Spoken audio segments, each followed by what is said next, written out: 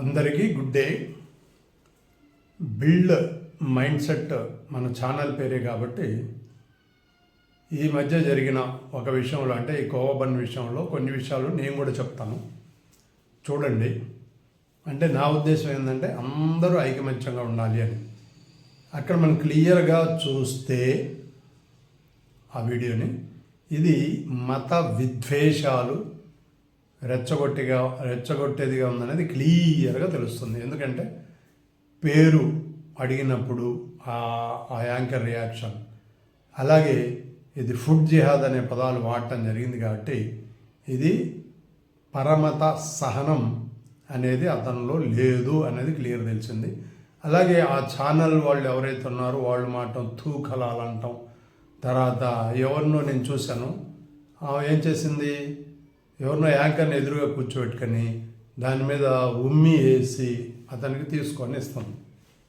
అంటే ఇప్పుడు suppose Muslims ఉమ్మేసి కనుక ఇస్తే, మరి గల్ఫ్ కంట్రీస్లో కొన్ని లక్షల మంది ఉన్నారు, వాళ్ళందరూ ఉమ్మేసి ఇస్తున్నారా? మరి ఇండియాలో అనేక లక్షల మంది వ్యాపారం చేస్తున్నారు, మరి వాళ్ళందరూ అలాగే చేస్తున్నారా? ఎవరో ఒకడు సైకో ఉండొచ్చు, నేను కాదనట్లా. అలాగే సైకోలు అన్ని మతాల్లో ఉన్నారు, కానీ ఆ ఎగ్జాంపుల్స్ నేను చెప్పట్లేదు ఇప్పుడు. నా ఉద్దేశం ఏంటంటే ఐకమత్యం ఉండాలి అనేదే. అన్ని మతాలు కూడా ఐకమత్యంగా ఉంటేనే మనం ముందుకు వెళ్తాం. ఎందుకంటే మీ అందరూ తెలుసు, కలిసి ఉంటే కలదు సుఖం, ఐకమత్యమే మహాబలం. కాబట్టి అందరూ ఐకమత్యంగా ఉండాలి. దానికి ఎగ్జాంపుల్ మనం చిన్నప్పుడు చదువుకున్నాం, నాలుగు ఎద్దులు ఉన్నాయి, కలిసిమెలిసి ఉండేవి, అడవికి ఆహారానికి వెళ్ళేవి. కాబట్టి అప్పుడు దాని మీద ఒక పులి అటాక్ చేస్తుంది, 4 యూనిట్గా ఐక్యంగా ఆ పులిని మరి ఓడించడం జరుగుతుంది. దాని కొమ్ములతో పొడిచేసి ఆ పులిని పారదోలడం జరుగుతుంది అనేది మనం విన్నాం. అలాగే ఈ 4 వీటి మధ్య గొడవలు ఇచ్చేసి ఆ తర్వాత ఎవడికి వాడే యమునా తీరం అయినట్లు మరి 4 ఎద్దులు 4 వైపులు వెళ్ళేసరికి అప్పుడు ఏం చేసింది పులి, ఒక్కొక్క దాన్ని తినేయటం జరుగుతుంది. కలిసి ఉన్నప్పుడు ఎలా ఉంది, విడిగా ఉన్నప్పుడు ఎలా ఉంది అనేది ఈ కథ ద్వారా మనం చాలా విషయాలని తెలుసుకోవచ్చు. ఈ కథని మనం చిన్నప్పుడు చదివిన కథని ఆదర్శంగా తీసుకోవచ్చు. ఆ తర్వాత మనం తీసుకుంటే ఇప్పుడు చూడండి, సపోజ్ మతం అంటున్నారు. నేను చేసిన అనేకమైన విషయాల్లో ఒక విషయం చెప్తాను, మీరు బాగా గుర్తుపెట్టుకోండి. నేను హైదరాబాద్ బయలుదేరాను, చౌటప్పల్ దగ్గరికి వెళ్ళేసరికి ఒక పెద్ద యాక్సిడెంట్ జరిగింది. అందులో 2 భార్యాభర్తలు ఉన్నారు. భర్త డ్రైవింగ్ చేస్తున్నాడు. ఆ డ్రైవింగ్ చేసినప్పుడు ఎదురు బండి కొట్టడం వలన భర్త యాక్సిడెంట్ అయిపోయి తల హెడ్ ఇంజరీ అయి ఆ డోర్ తీసుకొని కింద పడిపోతాడు.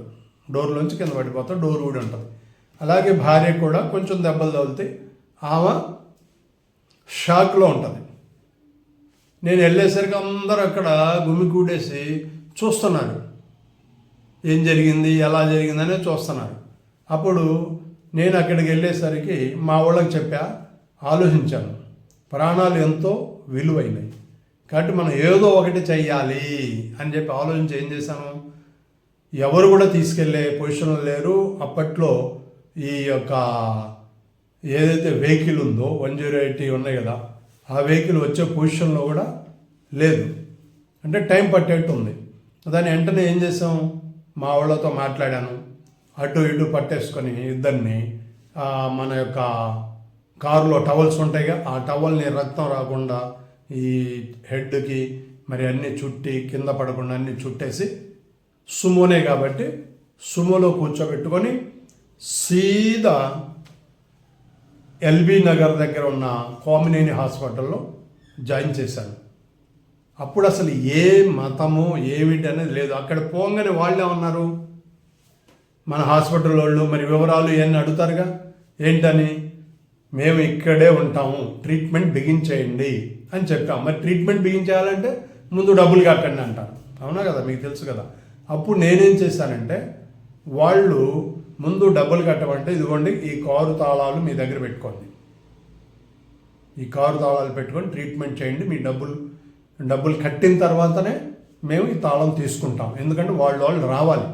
మీరు ఇప్పుడు ఒక 50,000 1,00,000 కట్టమంటే ఇప్పుడు సడన్గా మేము కట్టలేం కాబట్టి వాళ్ళు రావాలి అని చెప్పాను. వాళ్ళ ఆవిడ కొంచెం స్పృహలో వస్తుంది కాబట్టి వాళ్ళ ఆవిడ ద్వారా వాళ్ళ రిలేషన్కి ఫోన్ చేయించాం. వాళ్ళు పెద్ద వ్యాపారస్తుల్లాగా ఉన్నారు, ఏలూరు నుంచి హైదరాబాద్ వెళ్తున్నారు. అప్పుడు నేనే ఆలోచించాను తెలుసా, మరి ఇంతమంది ఉన్నారు, మరి నేను ఎందుకు రిస్క్ తీసుకోవాలి అని ఆలోచించాను. మరి రేపు డిపార్ట్మెంట్ వాళ్ళు ఎందుకు తీసుకెళ్లారు ఏంటి అనేది అన్నీ అడగడానికి ఛాన్సెస్ ఉన్నాయి. నేను ఒకటే ఆలోచించాను, ఏంటది, ప్రాణం ఎవరిదైనా ఒకటే, అదే పరిస్థితుల్లో మనం ఉంటే ఏంటి. కాబట్టి ఒకవేళ డిపార్ట్మెంట్లో కొన్ని చికాకులు వచ్చినాయి అనుకోండి, ఫేస్ చేద్దాం. ప్రాణాల కంటే చికాకులు ఇంపార్టెంట్ కాదు కదా. కాబట్టి అక్కడ ప్రాణాలు కాపాడటం మనకి ఇంపార్టెంట్. కాబట్టి ఆ ఆలోచన ఉంది కాబట్టి తీసుకొని వెళ్ళాం, అక్కడ చేర్పించాం. వాళ్ళు ట్రీట్మెంట్ లేట్ చేస్తా అంటే తాళచేతులు ఇచ్చాం. వాళ్ళు ఒక గంటలో వాళ్ళు వచ్చారు. వాళ్ళు వచ్చిన తర్వాత మళ్ళీ వాళ్ళకి పేషెంట్లని హ్యాండ్ ఓవర్ చేసాం. ఏదైనా ప్రాబ్లం ఉంటే, సమస్య ఉంటే మాకు కాల్ చేయండి డిపార్ట్మెంట్కి అని నెంబర్ ఇచ్చాం. అక్కడ నుంచి మేము వెళ్ళిపోయాము. ఇప్పుడు అదే అక్కడ ఏం జరిగింది, మానవత్వం అనేది ఇంపార్టెంట్, బాగా గుర్తుపెట్టుకోండి. మానవత్వం కోసం చేసాం అక్కడ. ఆ తర్వాత ఒక వారానికో ఏమో ఆ యాక్సిడెంట్ స్పృహలో లేడు కదా అతను, ఆ భర్త ఫోన్ చేసిండు, సరే ఇలా చేశారు, ఒకసారి మా ఇంటికి వచ్చిపోండి అని చెప్పాను. కానీ వాళ్ళ ఇంటికి కూడా ఎందుకని, వాళ్ళ ఇంటికి వెళ్ళేదే ఉంది, ఆయన ఆపదలో ఉన్నాడు. మనం ఆదుకోవాల్సిన బాధ్యత ఒక మానవుడిగా ఉంది, ఒక మనిషిగా నాపై ఉన్నది. కాబట్టి తీసుకెళ్ళాం, హాస్పిటల్ చేర్చాం టయానికి. ఎందుకంటే హెడ్ ఇంజూర్ కాబట్టి రక్తం అనేది పోతుంది, నష్టం జరగడానికి ఆస్కారం ఎక్కువ ఉందని ఆ రోజు డాక్టర్లు కూడా చెప్పడం జరిగింది. కాబట్టి మా టవల్స్ ఇవన్నీ పోయినా దాదాపు 4 టవల్స్, మరి 500 ఉంటుంది ఒక్కో టవల్, కారులో టవల్, 2,000 రూపాయలు పోయినా కేర్ చేయకుండా తీసుకెళ్ళి అక్కడ జాయిన్ చేసాం. కాబట్టి ఇక్కడ నేను చెప్పేది ఏంటంటే, ఇది ఇలాంటి చాలా ఉన్నాయి నేను చేసినవి, కానీ ప్రస్తుతానికి ఈ వీడియోలో ఇది ఒకటి చెప్పా.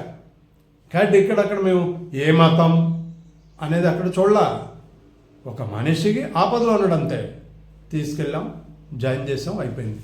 కాబట్టి ఇప్పుడు మీరు అలాంటి ఇన్సిడెంట్ జరిగితే ఇప్పుడు ఇంకా ఈజీగా ఉంది. అప్పుడంటే డిపార్ట్మెంట్లకి ఏమన్నా చికాకు జరగవచ్చామో అని ఆలోచించాం. కానీ ఇప్పుడు గవర్నమెంట్ ఏం చేసిందంటే, ఇలా యాక్సిడెంట్ల తాలూకు ఎవరినైనా సరే హాస్పిటల్లో వాటిలో చేర్పిస్తే ఆ చేర్పించిన వాళ్ళకి ఎలాంటి ఇబ్బంది అనేది చేయరు. అలాంటివి ఏమైనా ఉంటే ఇన్సిడెంట్లు తప్పకుండా మీరు మ్యాక్సిమం హెల్ప్ చేయడానికి ప్రయత్నం చేయండి.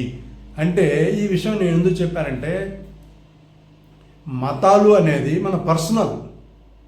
నేను 5 పూటలు నమాజ్ చేస్తా, హజ్కి వెళ్ళా, ఉమ్రా చేశా, కానీ అది నా పర్సనల్. నేను సొసైటీలోకి వచ్చేసరికి ఒక మానవత్వంతో ఆలోచిస్తాను. ఈయన ఫలానా మతస్థుడు అనేది ఉండదు, అలా ఉంచుకోకూడదు కూడా, ఏ మతం కూడా అలా చెప్పదు. కాబట్టి మానవ సేవయే మాధవ సేవ అని కూడా అన్నారు. కాబట్టి ఇప్పుడు అందరూ కూడా ఆ కోవబన్నతనికి ఆ బేస్తోనే మద్దతు చేయడం జరిగింది.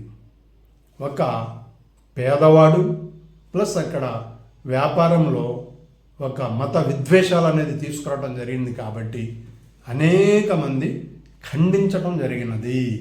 కాబట్టి ఇక్కడ నేను చెప్పే విషయం చూడండి. కాబట్టి 2 చెప్పాను, అక్కడ ఐకమత్యము, ఇక్కడ మానవత్వం కోసం మేము చేసాం, చెప్పడం కాదు, మేము చేసిన ఇంకా ఉన్నాయి. ఒకే వీడియోలో చెప్పామనుకోండి, అన్నీ ఒకసారి చెప్పలేం. ఇంకోటి ఏంటంటే, చెప్పిన విషయాలు యాక్చువల్ చెప్పకూడదు. ఇక్కడ యాక్చువల్గా మాకు మొహమ్మద్ రసూలుల్లాహి సల్లల్లాహు అలైహి వసల్లం వారు ఏం చెప్పారంటే, నువ్వు కుడి చేత్తో ఇచ్చింది నీ ఎడమ చేయి కూడా తెలియొద్దు. అలా తెలియటం వల్ల ఏమవుతుందంటే, ఆ హెల్ప్ చేసిన వ్యక్తిని కించపరిచిన వాళ్ళం అవుతాం. హెల్ప్ ఎవరైతే చేసామో వాళ్ళకి కించపరిచిన వాళ్ళు అవుతాం. కాబట్టి నువ్వు చేసుకున్న పుణ్యాలన్నీ కూడా వృధాగా అయిపోతాయి. కాబట్టి ఎప్పుడు కూడా చేసిన పనిని అలా గొప్పలుగా చెప్పకు అని చెప్పడం జరిగింది. కాబట్టి అసలు దాదాపుగా చెప్పలేదు. ఇప్పుడు ఇన్సిడెంట్ ఇలా వస్తున్నాయి కాబట్టి ఎవరి ప్రస్తావన తీసుకురాకుండా నేను మీకు చెప్పాను. కాబట్టి అందరూ, నా ఉద్దేశం ఒకటే, అందరూ ఐకమత్యంగా ఉండండి. మతాలు కులాలు అవి మన ఇంట్లో వరకు మన పర్సనల్గా చూసుకోండి.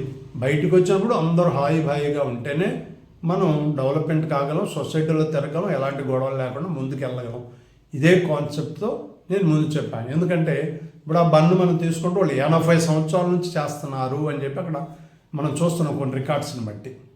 మరి 80 సంవత్సరాల నుంచి చేసే వ్యక్తిని ఒక మత విద్వేషం వలన చూడండి ఎంత దెబ్బ కొట్టారు. నిన్నెవరినో మనం చూస్తే ఎవరు మరి కోవా బన్ అతను ఒత్తిడి వలన హార్ట్ అటాక్తో చనిపోయిండు. ఘోరమైన పాపాలు ఇవన్నీ. కాబట్టి అందరూ ఐకమత్యంగా కలిసిమెలిసి ఉందాం.